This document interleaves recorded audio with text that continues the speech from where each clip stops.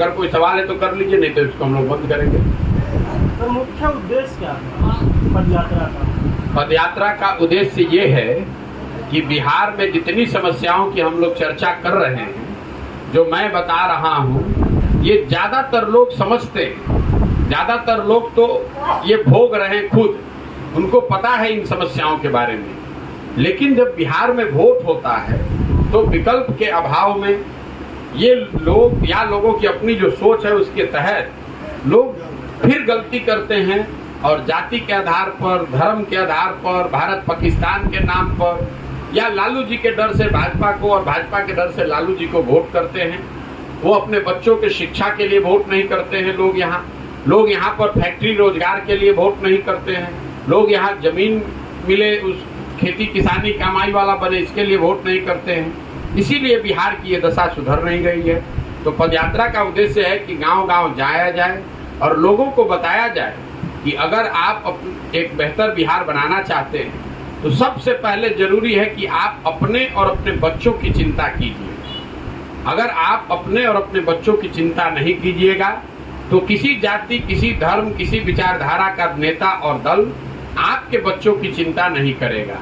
तो जन सुराज का ये जो अभियान है, लोगों को ये बताना कि आप अगर गरीब हैं, पिछड़े हैं, परेशानी में हैं, तो इससे निकलने का एक ही उपाय है कि अगली बार जब चुनाव हो तो आप नेताओं को देखकर नहीं, जाति, धर्म, विचारधारा को देखकर नहीं, अपने बच्चों का चेहरा देखकर वोट कीजिए। अपने बच्चों के पढ़ाई और उनके रोजगार के लिए वोट कीजिए, ना कि भारत पाकिस्तान के लिए, अपने जात के लिए, 5 किलो अनाज के लिए और नाली गली के लिए। पदयात्रा का यही उद्देश्य है। इसी के लिए गांव-गांव जाकर लोगों को समझाने का प्रयास कर रहे हैं। आप शिक्षा की बात कर रहे हैं, लेकिन ये बिहार के शिक्षकों से पढ़ाने के अलावा कई तरह के और भी काम लिए जाते हैं, और जब शिक्षक किसी भी मांग को लेकर जाते हैं आंदोलन करने के लिए, तो उन्हें चिन्हित कर उनको नाम हटाया जाता है, उनको तनख्वाह रोका जाता है। तो इस तरह की स्थिति है पूरे बिहार में। मेरे भाई ऐसा है, मैंने आपको पहले बताया, शिक्षकों की गुणवत्ता वो एक महत्वपूर्ण पहलू है। लेकिन बिहार में शिक्षा व्यवस्था के ध्वस्त होने के पीछे सिर्फ शिक्षकों की गुणवत्ता नहीं है। आपने बताया कि शिक्षकों से दूसरा काम करा रहे हैं, इसलिए विद्यालय में पढ़ाई नहीं हो रही है। मान लीजिए कि 1 मिनट को आपकी बात मान लेते हैं। आप हमको ये बताइए कि पटना में साइंस कॉलेज में क्यों नहीं पढ़ाई हो रहा है, पटना कॉलेज में क्यों नहीं पढ़ाई हो रहा है, लंगट सिंह कॉलेज में क्यों नहीं पढ़ाई हो रहा है, सीएम साइंस कॉलेज में पढ़ाई क्यों नहीं हो रहा है? वहाँ के शिक्षक तो दूसरे काम में नहीं लगे हुए हैं।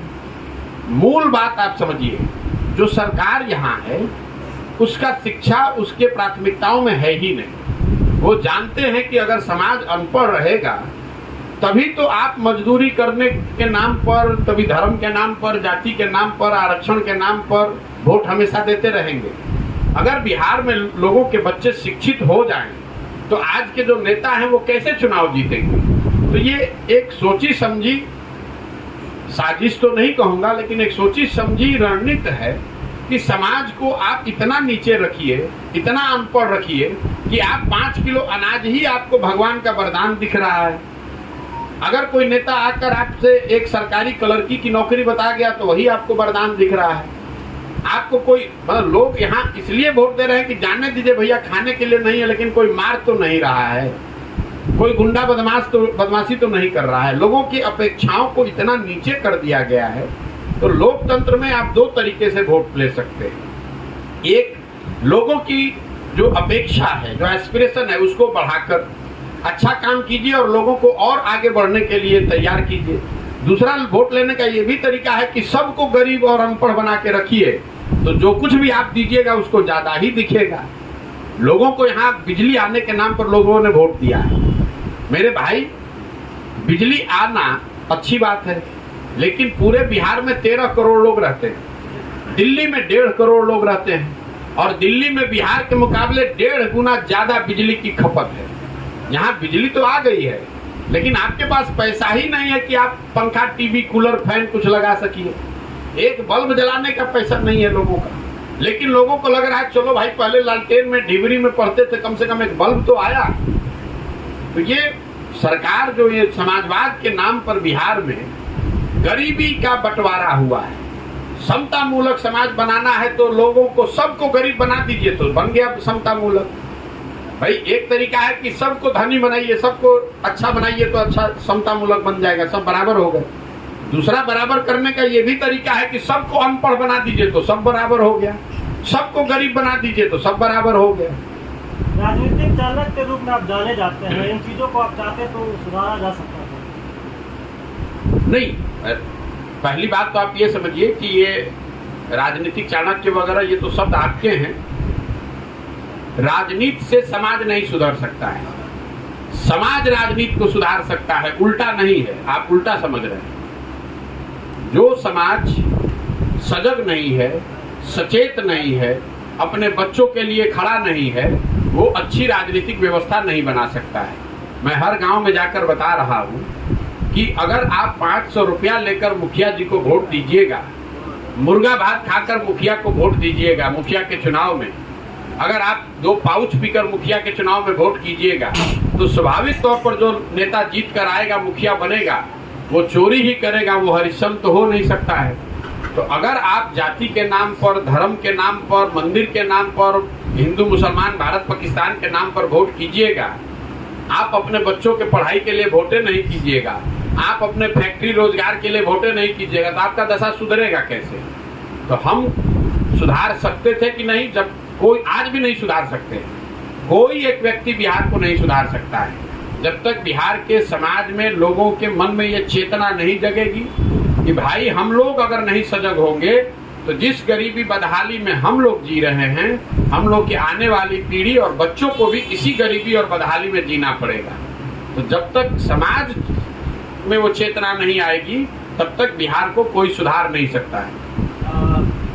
बेंगलोर में अभी विपक्षी दलों का मीटिंग हुआ था, लेकिन नीतीश कुमार जी प्रेस कॉन्फ्रेंस में शामिल नहीं।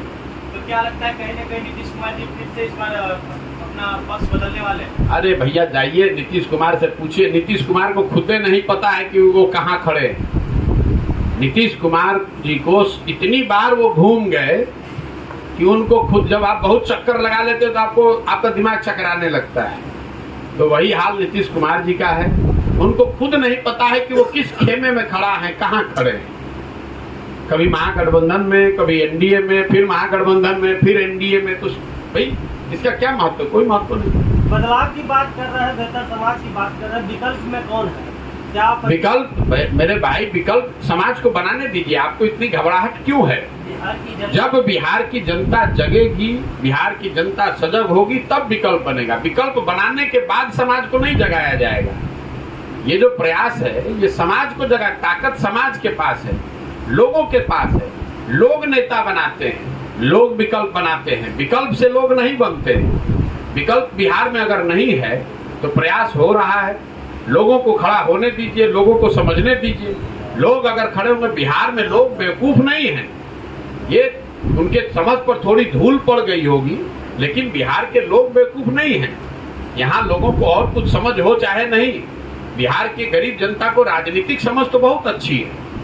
आप बिहार के किसी गांव में 4-5 बच्चों को बैठा दीजिए, नवयुवकों को बैठा दीजिए, उसको बिजनेस धंधा आए या ना आए, उसके पास पैसा, पढ़ाई हो चाहे नहीं, उसको राजनीति की अच्छी समझ है। तो ये जरूर बिहार में अभी हम लोग 30-40 साल से बुरे दौर से गुजर रहे हैं, लेकिन ये जो भूमि है ये तो ज्ञान की भूमि है। यहाँ देवताओं को भी आकर ज्ञान मिला है। देश भर में शासन व्यवस्था बिहार से चला है। जब लोग यहाँ जगेंगे, लोग यहाँ खड़े होंगे, तो इन लोगों में यहाँ ताकत है, वो विकल्प भी बनाएंगे और समाज को भी बेहतर बनाएंगे। विकल्प हो सकते हैं? फिर आप वही बेकार बात कर रहे हैं। आप व्यक्ति और दल से ऊपर उठने को तैयार नहीं है। हमने, अगर हमको विकल्प होना होता तो हम दल बनाकर यही काम कर रहे होते। मैं कह रहा हूँ कि भाई जब तक समाज नहीं सुधरेगा, आप यहाँ खड़े बैठ के पत्रकार के तौर पर सवाल कर रहे हैं। आपने बताया कि शिक्षा व्यवस्था खराब है, और आप ही जब बाहर जाइएगा तो वोट दीजिएगा हिंदू मुसलमान के नाम पर, जात के नाम पर, तो सुधरेगा कैसे? जब तक जो आप कह रहे हैं, जो आपकी समस्या है, उस पर आप वोट नहीं कीजिएगा, तब तक सुधार नहीं संभव है। जनता के पास विकल्प भी तो नहीं है। 20 से 40% जो बात किया, जो भ्रष्ट अधिकारी सब लेते हैं, उसमें भी सरकार का कुछ तो है। भाई जनता के पास विकल्प अगर नहीं है तो इसीलिए तो ये प्रयास किया जा रहा है कि जनता मिलकर विकल्प बनाए। अब स्वाभाविक तौर पर कोई चीज आप बनाने जाएंगे तो उसमें समय लग सकता है, आप थोड़ा धीरज रखिए। ये विकल्प बनाने का ही तो प्रयास है। शिक्षा, स्वास्थ्य और रोजगार को सुधारने के लिए आपके पास कोई रणनीति है? सबसे पहली रणनीति है कि समाज शिक्षा, स्वास्थ्य, रोजगार पर वोट करना शुरू करे। अगर आप बिजली के लिए वोट करते हैं तो आपके घर बिजली आती है। अगर आप राम मंदिर के लिए वोट करते हैं तो अयोध्या में राम मंदिर बनता है। अगर आपने पुलवामा के लिए वोट किया है तो भारत पाकिस्तान की बात हो रही है। अगर आपने 5 किलो अनाज के लिए वोट किया है तो 1 किलो चोरी हो रहा है, फिर भी 4 किलो अनाज मिल रहा है। तो अगर बिहार में लोग शिक्षा, स्वास्थ्य, रोजगार के लिए वोट करेंगे तो बिहार में शिक्षा, स्वास्थ्य, रोजगार भी होगा। स्पष्ट कर दिया जाए, पूरे बिहार को